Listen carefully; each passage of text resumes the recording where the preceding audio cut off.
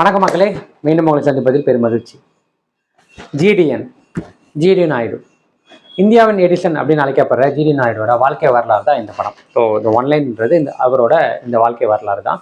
So அவரோட வாலிப வயதில் ஆரம்பித்து அவரோட அவரோட லைஃப் எண்டு வரைக்குமே இந்த படத்தில் காட்டியிருக்காங்க. ஸோ எனக்கு இந்த படத்தில் புதுசாக இருந்தது, நிறைய விஷயம் இருந்தது. ஏன்னா நான் படித்ததில் நிறைய விஷயங்கள் இந்த படத்தில் பார்க்குறப்போ ரொம்ப தப்பாக இருந்தது. அதாவது நான் படித்ததுக்கும் இந்த படத்தில் பார்க்குறப்போ நம்ம படித்தது தப்பு போல அப்படின்ற ஒரு பிம்பத்தை இந்த படம் எனக்கு ஏற்படுத்தி கொடுத்துச்சுன்னு சொல்லணும்.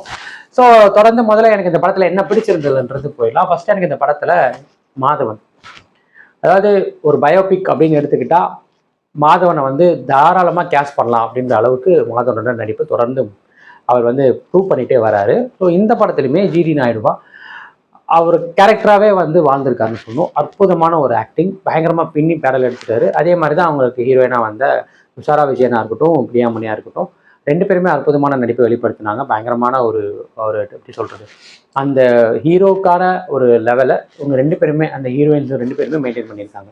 ஸோ அதுக்கடுத்து சத்யராஜ் அண்ட் ஜெயராம் ரெண்டு பேருமே போட்டு நடிச்சிருக்காங்க. அதாவது நிறைய ஃபேஸ் ஆஃப் இவங்க ரெண்டு பேருக்கு தான் வரும். ரொம்ப பிரமாதமாக பண்ணியிருக்காங்கன்னு சொல்லணும். அதே மாதிரி கருணாகரன் கிட்டத்தட்ட இதில் ஒரு நெகட்டிவ் ஷேடு தான், அதையுமே ரொம்ப நல்லா பண்ணியிருக்காரு.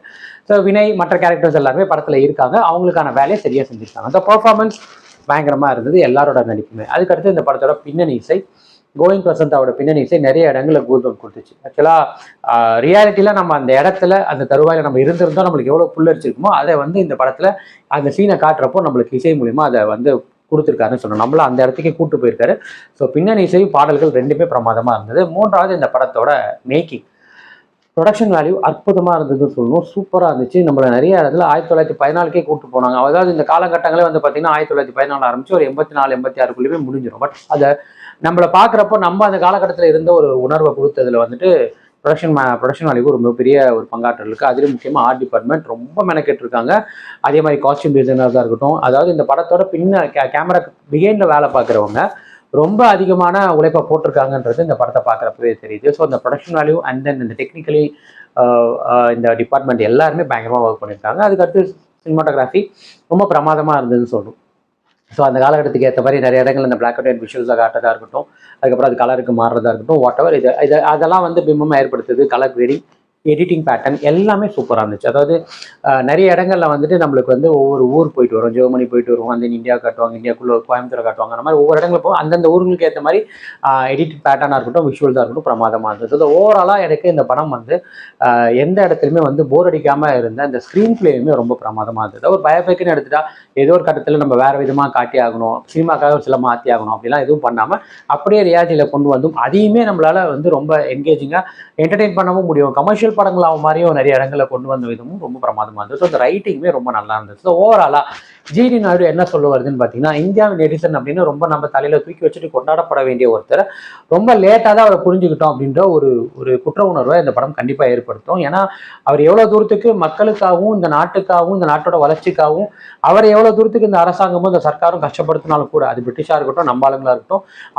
அவரோட முடிவில் ரொம்ப தெளிவாக இருந்திருக்காரு. அவரும் அதே மாதிரி ஒரு படிப்பறிவு இல்லாமல் ஒரு வெறும் தன்னோட ஆசைனாலையும் ஆர்வத்தினாலையும் அவர் கற்றுக்கிட்டு அவரோட அந்த ஜீனியஸ், அது உண்மையிலேயே ஜிடி நாயுடுவில் ஒரு ஜீனியஸ் நாயுடு அப்படின்னு கிளைமேக்ஸில் சொல்லுவாங்க. உண்மையிலேயே அதுதான் உண்மை. ஏன்னா அவரோட அந்த சர்க்கார்கிட்டே அவர் ஒரு பேப்பர் வச்சு ஏமாத்துற விதம்லாம் கிளைமேக்ஸில் அருமையாக இருந்தது. அதாவது உங்களோட ஆயுதத்தை வச்சு உங்களே நான் போடுறேன் அப்படின்ற மாதிரிலாம் அந்த ஜீனியஸ் தனத்துக்குலாம் நம்ம ஹேட்ஸ் ஆஃப் சீரீஸ். அவரோட கதைகள் கண்டிப்பாக நம்ம பாட புத்தகத்தில் இடம்பெறணுன்றது உண்மையிலே வரவேற்கத்தக்க விஷயம் தான். ஸோ எனக்கு இந்த படம் அப்படின்ற உணர்வு தான் கொடுத்து. ஸோ ஓவராலாக ஜிடி நாயுடு எனக்கு எப்படிப்பட்ட ஒரு எக்ஸ்பீரியன்ஸ், எந்த மாதிரிக்கு என்கேஜிங் என்டர்டைனிங்காக இருந்ததுன்னா 100க்கு நான் 90 கொடுப்பேன். தாராளமாக எல்லாருமே பார்க்க வேண்டிய படம். முக்கியமாக குழந்தைங்களை கூட்டிகிட்டு போய் அவங்களுக்கு இந்த படம் மூலயமாக ஒரு பாட புத்தகத்தில் இருக்கிற பாடம் எந்த அளவுக்கு குழந்தைங்களுக்கு உத்வேகமாக இருக்குமோ அதே மாதிரி இந்த படமுமே கண்டிப்பாக உத்வேகமாக இருக்கும். தாராளமாக கூட்டு போய் பாருங்க. ஒரு வீக்கெண்டுக்கு ஒரு நல்ல படம். சாலத மக்களை மீண்டும் அடுத்த வாரம் நல்ல திரைப்படம், நல்ல விமர்சனம் வரணும் சந்திக்கிறாங்க. இது நம்ம ஷோ ஸ்ரீலங்கு போச்சு.